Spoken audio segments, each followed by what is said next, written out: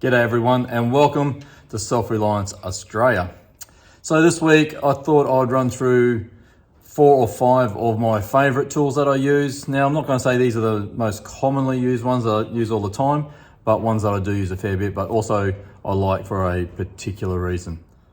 Thank you to everyone that has subscribed to the channel, and if you haven't already, please hit the subscribe button, hit the little bell if you want to get the notifications that the videos are coming out, and if you do like it, please give us the big thumbs up. So let's go have a look.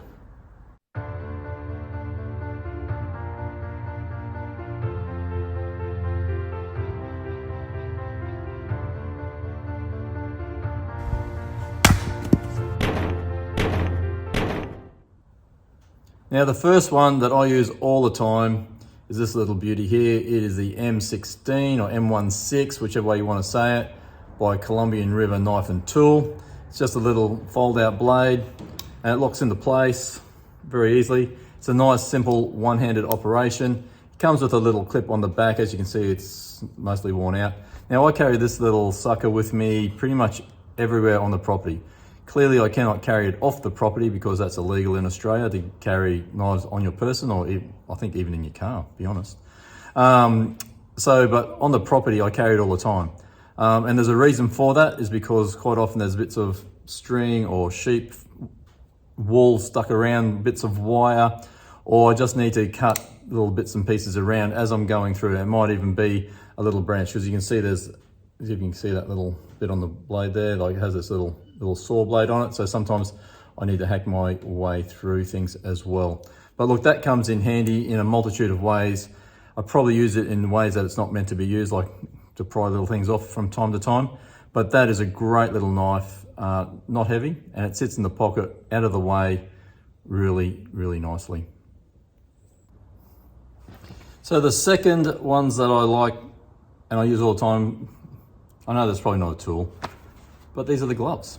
So these are leather gloves. I've actually got some impact protection on the back of them as well. So when I first moved down to the property, I did actually buy some gloves, and I've gradually progressed to these ones. Now, these ones are good because they do offer that protection all the way around. Look, there's very rarely will I go outside without having these gloves on or with me. I wear them when I'm mowing, I wear them when I'm brush cutting, if I'm just carting timber around.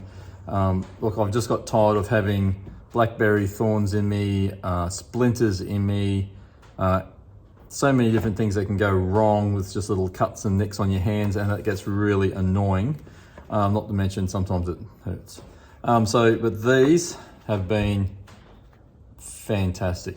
And I do go out of my way to make sure I get the same gloves now. So this is probably the 3rd iteration. Like I've just progressed through different styles of gloves, mostly by the same. So the mechanics, so I've always had the same brand, but I've just gradually worked my way up to these ones, which are, interesting enough, when they're sold at the local Bunnings, they're not with where the gloves are. These are actually sitting in the tool section.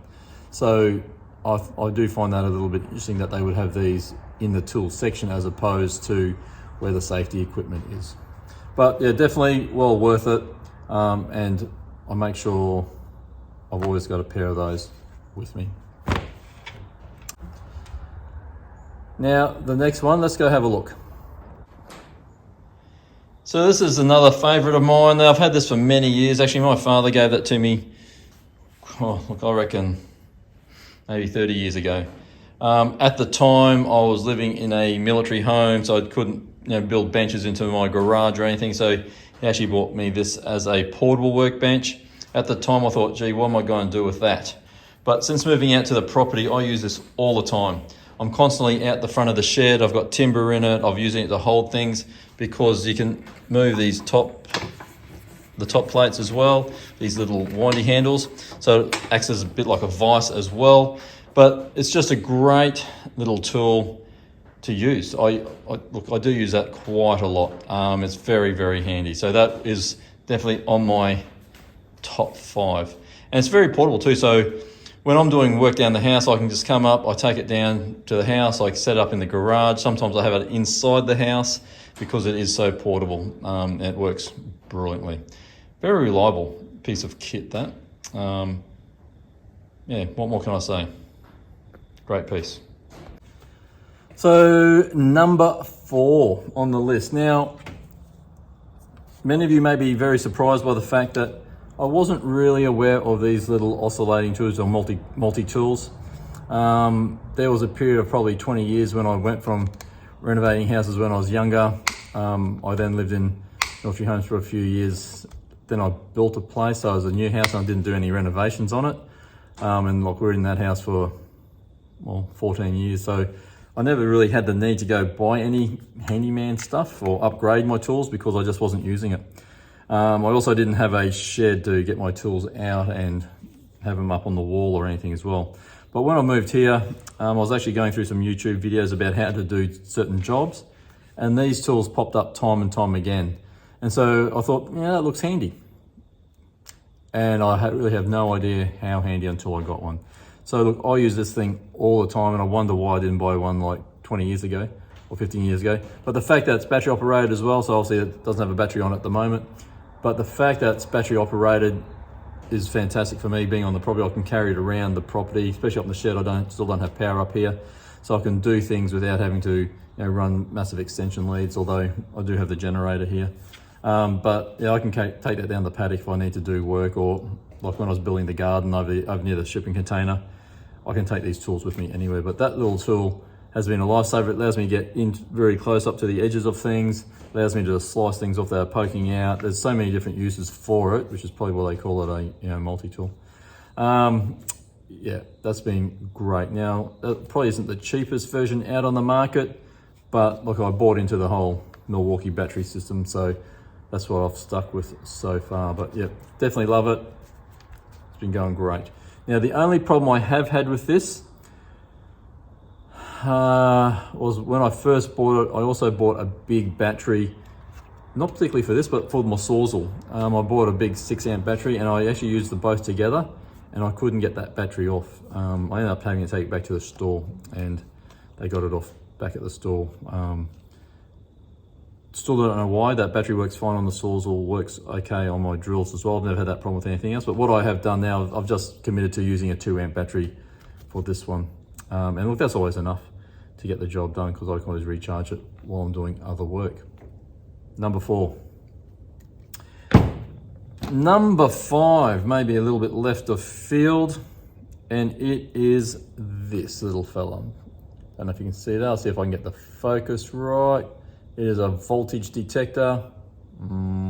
How's that looking? So basically you plug it in to the power point, and it'll tell you if there's power going through. Now, I'll say it up front, if you don't know anything about electricity, don't play with it. I have an electrical background. That was my base trade. I did avionics on aircraft, so I've been trained electrically as well. So changing power points, I stick with the simple stuff. I have no stress about that. But what I do like to do is use that to make sure I've turned power off when I'm pulling power points off the wall or I'm moving cabling around, because the last thing I want to do is be cutting through the wall with, say, one of these or my Sawzall and hit a wire with power. So what I do, I use that to make sure that power is off from the circuit. But one of the main things I've actually used that for, which has been extremely beneficial, was fault finding my house. So when we first moved here, it's the middle of winter. The only thing we had for heating was the wood fire, and we had a couple of oil heaters that we brought with us. And we kept popping circuit breakers like every day. It was really, really frustrating. So after that little episode, I actually did get one of these, and I went through the house and tracked down what power points were on which circuit breakers, and I had some pretty amazing findings. I have about 8 circuit breakers for power points, which is fairly high, but one of those circuit breakers had over 20 power points on it. There's about 3 of them that have 1 power point on them, which is interesting. There was one one circuit breaker had about 4 or 5 power points on it, but they happen to be the same power points that we had things like the clothes dryer hooked up to, toaster, and water jug.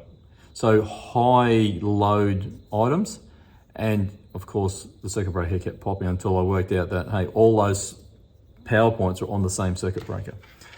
So what I was able to do by using that was work out what power points didn't have a lot of usage on them, and then move some of the appliances around. So we very rarely now have that problem. Now I could have got an electrician in and got charged a lot of money to find that out.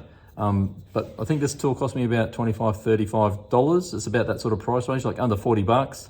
And it was able to save me a whole heap of grief, quite easily actually. Just drew a map of the house and mapped out where the power points were and worked out what circuit they were on.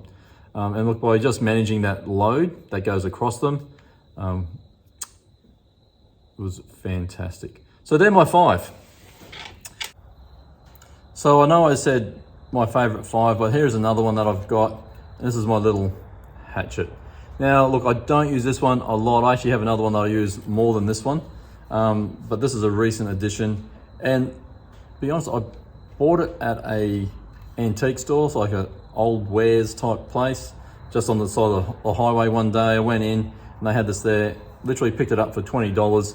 It's a beautiful timber handle and it's got a beautiful steel head on it. And what I like about it, it just feels nice in the hand. Look, I'd say I don't use it a great deal, but it just feels good, looks nice.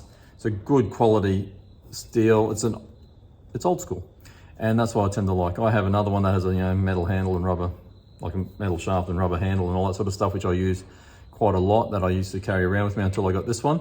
But this one just feels nice in the hand, and I just love the old school stuff, the way that they used to be made. They're made to last. They weren't made to be thrown away after a few years, and things break, like the handles and whatever, but they're also made to be able to replace that, and they are made to last a generation and potentially be handed down. So look, I know I've been handed down my dad's axes. I've had a couple of axes of my own as well, but they'll be able to go and get handed down to the next generation as well, along with this little hatchet. So I know I said 5, but hey, there's a 6th. So look, they are my favorite tools. Not always the ones I use all the time, like I said earlier, but they are the ones I like to use when I get the chance to use them, because they just feel good in the hands, and they serve a purpose, and they serve that really, really well. So look, I hope you've enjoyed that. If you did, please give us a big thumbs up. Love to hear what your favorite ones are down in the comments below, and I'll see you next time.